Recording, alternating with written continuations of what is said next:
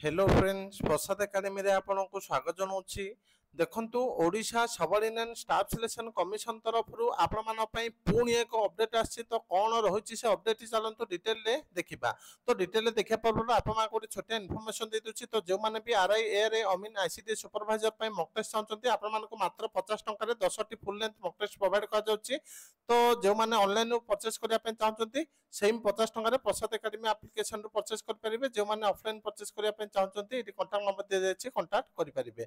तो देखो ओ triple S official website को जी ये देखो 16 जुलाई 2025 मैंने आज का डेट अपलोड होती। तो कौन अपलोड होती देखो। तो postponement of preliminary examination for the post of सेवक सेविका and tribal language teacher जोटा कि TLT scheduled to be held on 17 and 18 July 2025 in continuous to this commission notice number दिया जायछि। डेट दिया जायछि the preliminary examination for the post of Sevak Sevika and tribal language teacher scheduled to be held on 18/7/2025 is hereby postpone.